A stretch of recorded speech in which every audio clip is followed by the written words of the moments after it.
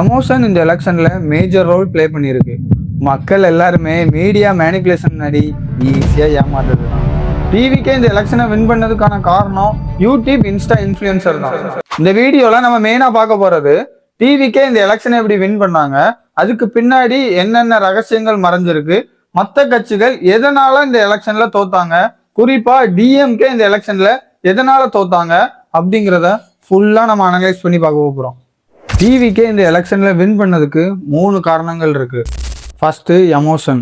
பெண்களுக்கு பாதுகாப்பு இல்லை, பெண்களுக்கு இங்க ஒரே பிரச்சனையா இருக்கு, தமிழ்நாட்டில் எப்பவுமே பெண்களுக்கு ப்ராப்ளம் வந்துகிட்டே இருக்கு அப்படின்னு அந்த எமோஷனை கரெக்டா கேப்சர் பண்ணி அதை இன்ஃப்ளூயன்சர் மூலமா கரெக்டா மக்கள் கிட்ட கொண்டு சேர்த்தது தான். எனக்கு உன் மேலதான் ஒரு சந்தேகம்.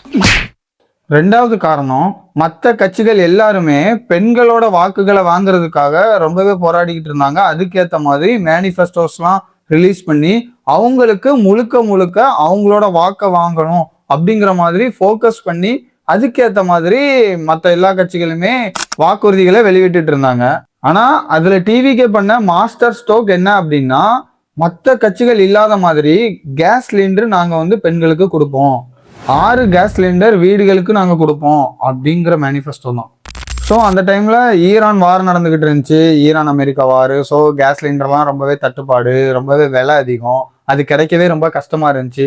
நிறைய மக்கள் கஷ்டப்பட்டாங்க, ஹோட்டல் வச்சுருந்தவங்க, எக்கச்சக்க அடித்தட்டு மக்களுக்கெல்லாம் அந்த மாதிரி சிலிண்டர் கிடைக்கிறது ரொம்பவே கஷ்டமாக இருந்துச்சு.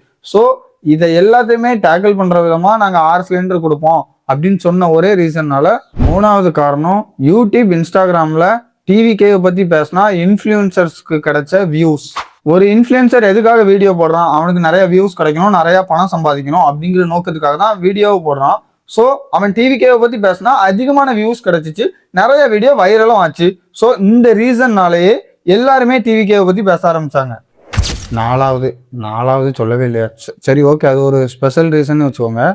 ரூட் மாஃபியா நிறைய பேர் கேள்விப்பட்டிருப்பீங்க. ஸோ அதுக்கு கீழே எக்கச்சக்க இன்ஃப்ளூயன்சர் இருந்தாங்க. ஸோ அவங்க அப்போலாம் என்ன பண்ணியிருப்பாங்க அப்படின்னா, அந்த ஆட்சி நடந்தப்போ நிறைய பேர் அந்த மக்களை ரொம்பவே கஷ்டப்படுத்தினாங்க. இந்த துப்புரவு பணியாளர்கள் போராட்டம் நடந்தப்போலாம் நிறைய மக்கள் காதை பிடிச்சு கூப்பிட்டு போனாங்க அந்த அவங்க போராடினவங்களை, அப்படி இப்படின்னு சொல்லி ரொம்பவே எமோஷனாக பேசியிருப்பாங்க. ஆனால் இப்போ விவசாயிகள் போராட்டம் நடந்துகிட்டு இருக்கும், ஒரு இன்ஃப்ளூயன்சர் ஒருத்தன் கூட பேசியிருக்க மாட்டான் அதை பற்றி. அந்த மாதிரி உள்ளவங்களாம் அந்த ரூட் மாஃபியா கீழே உள்ளவன் தான். ஏன்னா அவனுங்க அந்த ஒரு டைம்ல அவங்க கண்டிப்பா பே பண்ணாங்களா என்னன்னு தெரியல, பே பண்ணிருக்கலாம். அவங்க அந்த மக்களோட ப்ராப்ளத்தை அப்போ அந்த ஒரு டைம்ல ரொம்பவே எமோஷனா, நான் நடுநிலைமையாக தான் இருப்பேன், நான் எல்லா மக்களுக்குமே உள்ள அரசியல் பாகுபாடு இல்லாம எல்லா மக்களுக்கும் நான் ப்ராப்ளத்தை கொண்டு சேர்ப்பேன், இங்க நடக்கிற பிரச்சனையே நான் கொண்டு போய் சேர்ப்பேன் அப்படின்னு சொன்ன அதே இன்ஃப்ளூயன்சர் இப்போ அதை பத்தி பேசவே மாட்டாங்க. எவ்வளோ பிரச்சனை நடந்துகிட்டு இருக்கு, எத்தனையோ பெண்களுக்கு எதிராக கொடுமைகள் நடந்துகிட்டு இருக்கு. அந்த சேலத்தோட பிரச்சனை கூட பார்த்துருப்பீங்க, பொள்ளாச்சியை விட ரொம்பவே பயங்கரமான பிரச்சனை எல்லாம் நடந்துகிட்டு இருக்கு. ஆனா ஒரு பேசியிருக்க மாட்டான், ஒரு இன்ஃப்ளூயன்சர் இதை பத்தி பேசியிருக்க மாட்டான். விவசாயிகள் பயங்கரமா போராடிக்கிட்டு இருக்காங்க, அதை பத்தி ஒரு வீடியோவே போட்டிருக்க மாட்டான் அந்த இன்ஃப்ளூயன்சர்லாம். ஸோ இந்த மாதிரி இன்ஃப்ளூயன்சரை கண்டிப்பா ஐடென்டிஃபை பண்ணியே ஆகணும். இவன் யாரு, எதுக்காக அந்த ஒரு டைம்ல அப்படி பேசுறான், இப்போ இப்படி பேச மாட்டாங்க அப்படின்னு சொல்லி கண்டிப்பா ஐடென்டிஃபை பண்ணியே ஆகணும். ஸோ இவனுக்கு தான் டேஞ்சரு. மற்ற எல்லா கட்சிகளுமே இந்த மாதிரி இன்ஃப்ளூயன்சரை கண்டிப்பா பார்த்து வச்சுக்கிடணும். ஏன்னா இவனுக்கு ரொம்பவே டேஞ்சரான பர்சன்.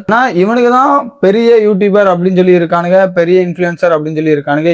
இவனுக்கு நினைச்சா ஒரு மக்களை எவ்வளவு நாளும் மேனிபுலேட் பண்ண முடியும். ஏன்னா இவனுங்களை நம்பி தான் அந்த மக்கள் சப்ஸ்கிரைப் பண்ணி வச்சிருக்கானுங்க, அவங்களோட வீடியோவும் பார்த்துக்கிட்டு இருக்கானுங்க. ஸோ அந்த மாதிரி இன்ஃப்ளூயன்சர் என்ன பண்றானுங்க, பழைய ஆட்சியில எவ்வளவு பிரச்சனை இருந்துச்சு அப்படின்னு சொல்லிட்டு இருப்பானுங்க. ஆனா இப்போ இந்த ஒரு டைம்ல அதை பத்தி பேசவே மாட்டானுங்க.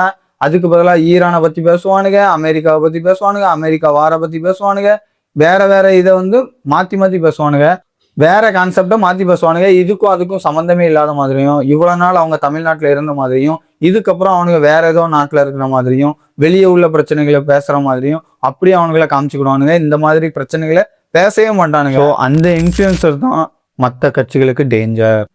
இந்த மாதிரி இன்ஃப்ளூயன்சர் பார்த்தா கடுப்பாக தான் இருந்துச்சு. சரி அது ஓகே, அது அவனுக்கு இஷ்டம், என்ன பண்ணிட்டு பண்ணாங்க, அவனுக்கு வீடியோ போடுறானுங்க, எல்லாம் அவனுக்கு காசுக்காக தான் வீடியோ போட்டுக்கிட்டு கிடக்கான். இவனுக்கு என்ன நடுநிலைமையாக இருந்து அப்படியே மக்களுக்கு நல்லது செய்யணும் அப்படிங்கிற நோக்கத்தோடையா இருக்கான்? கிடையாது. அதெல்லாம் சும்மா ஸோ இந்த மாதிரி உங்களுக்கு வேற ஏதாவது காரணங்கள் எதுவும் தோணுச்சுன்னா அதை கமெண்ட் பாக்ஸில் லீவ் பண்ணுங்க.